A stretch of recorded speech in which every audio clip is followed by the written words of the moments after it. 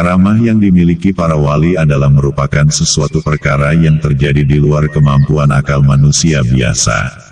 Perkara itu, karomah diberikan Allah kepada hamba pilihannya. Setiap sikap perbuatan dan ucapannya serta keadaan hatinya selalu bergerak dalam hasanah Allah semata. Oleh karena itu, bagi waliullah dengan karamahnya kadang-kadang tampak keanehan-keanehan. Baik dalam sikap tindakan dan ucapan yang tidak begitu saja mudah bagi akal manusia biasa untuk memahaminya. Al-Habib Shehan bin Mustafa bin Abdullah Al-Bahar atau akrab disebut Wan Shehan, sangat terkenal di kalangan kaum muslimin sebagai sosok dengan perilaku yang jazab, atau banyak disebut orang dengan perilaku yang suka nyeleneh. Pernah dikisahkan, Wan Shehan datang ke sebuah kantor berita. Kedatangannya sangat tidak diduga-duga oleh pegawai yang ada di sana. Wan Shehan tiba-tiba datang dan masuk ke kantor tersebut. Di dalam kantor berita itu, tak banyak aktivitas yang dilakukan oleh Wan Shehan. Wan Shehan lebih memilih istirahat tiduran sekitar 1 jam. Setelah bangun dari tidurnya, Wan Shehan melakukan sesuatu dan membacakan doa yang disaksikan oleh beberapa orang yang hadir di ruang kantor berita itu saja. Agung Sulistyo, pemimpin redaksi, mengaku sangat bersyukur ruang kerjanya dikunjungi Al-Habib Shehan bin Mustafa Al-Bahar alias Wan Shehan. Baginya sosok Wan Shehan adalah wali Allah yang sangat jarang sekali orang mendapatkan kesempatan bertemu dengannya. Saya sangat bersyukur sekali telah bertemu dengan beliau langsung. Ini pertemuan saya yang kedua kali. Sebelumnya saya juga pernah bertemu di kantor Kodim 0502 Jakarta Utara awal-awal bulan puasa lalu. Ucap Agung, pertemuan yang tak disangka-sangka itu, kata Agung, diharapkan dapat membawa barokah, kesehatan, dan pintu-pintu rezeki yang terbuka lebar.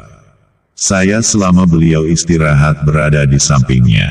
Saya diarahkan untuk menepuk-nepuk sekitar pinggang sambil bersalawat.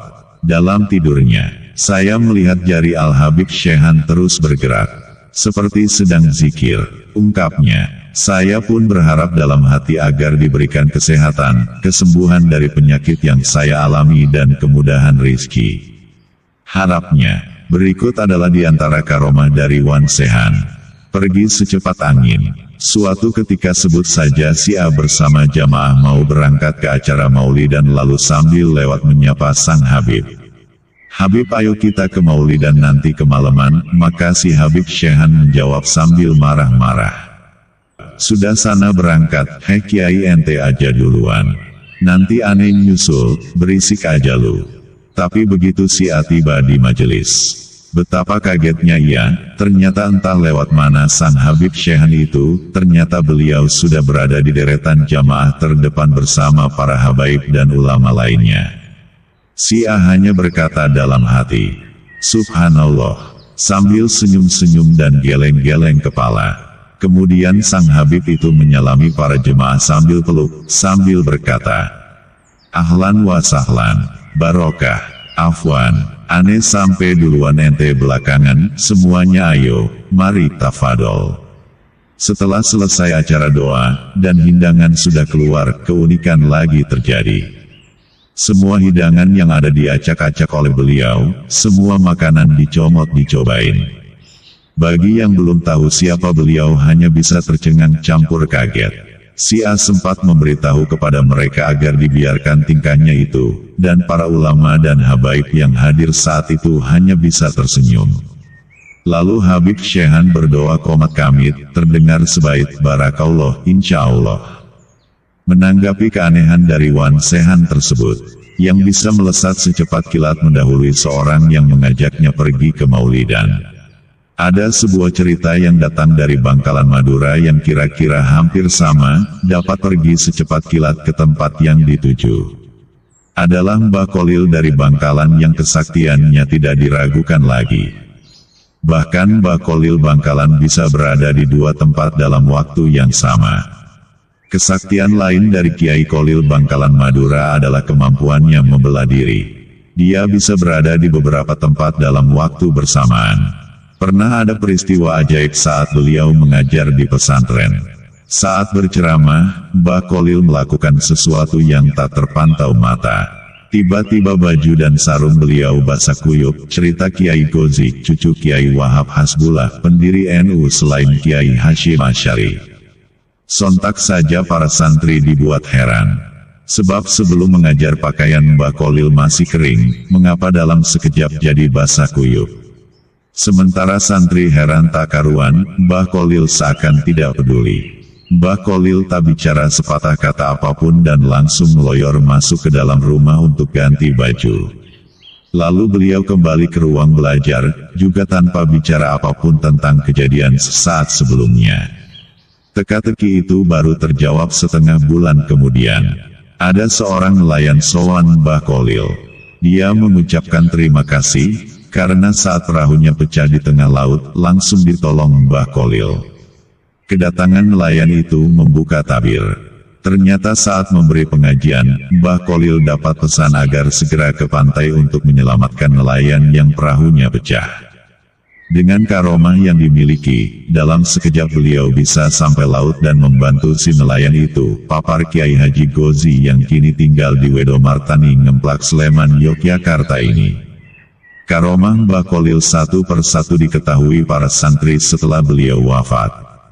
Mbah Kholil atau Kiai Haji Muhammad Khalil Al-Maduri, wafat dalam usia yang lanjut 106 tahun, pada 29 Ramadan 1341 Hijrah atau bertepatan tanggal 14 Mei tahun 1923 Masehi. Mbah Kholil adalah guru dari pendiri Nahdlatul Ulama Kiai Hashim Asy'ari. Beliau adalah murid dari Syekh Nawawi Al-Bantani, guru ulama Indonesia dari Banten, Syekh Utsman bin Hasan At-Dimyati, Sayyid Ahmad bin Zaini Dahlan, Syekh Mustafa bin Muhammad Al-Afifi Al-Makki, Syekh Abdul Hamid bin Mahmud As-Syarwani. Meski di kampung halaman Mbah Kholil adalah guru Kiai Hashim, namun sewaktu belajar di Makkah keduanya satu bangku. Kiai lain yang satu angkatan di Makkah adalah Kiai Wahab Hasbullah dan Kiai Muhammad Dahlan. Mbah Kholil pula yang menjadi inspirasi dan memberi restu bagi Kiai Hashim mendirikan Jamiah NU. Mbah Kholil adalah ahli ilmu alat, nahwu, sorof, balagoh, juga seorang hafiz penghafal Al-Quran. Beliau mampu membaca Al-Quran dalam qiraat sab'ah, 7 cara membaca Al-Quran. Kisah lain adalah tentang seorang wali bernama Muhammad Hudori Al-Majdub. Pria ini diceritakan memiliki keramat yang tidak kalah aneh. Ia bisa berkhotbah dan salat Jumat pada waktu yang sama di 30 tempat yang berbeda. Ia juga kerap diceritakan bisa membelah diri dan bermalam di satu waktu pada tempat yang berbeda-beda. Keramat atau karomah dalam Kamus Al-Munjid, 1987, diartikan sebagai kemuliaan. Makna terminologisnya adalah perkara atau suatu kejadian luar biasa di luar nalar dan kemampuan manusia awam. Karomah diberikan oleh Allah kepada hambanya yang saleh, terbebas dari dosa besar dan kecil, dan memiliki kedekatan dengan Allah. Tingkatan hamba yang demikian disebut wali. Ibnu Arabi dalam Futuhat Makkiyah, 1996, menulis bahwa jumlah wali sangat banyak dan menyebar di penjuru bumi. Selain itu, ia juga mencatat bahwa ada semacam tingkatan derajat para wali.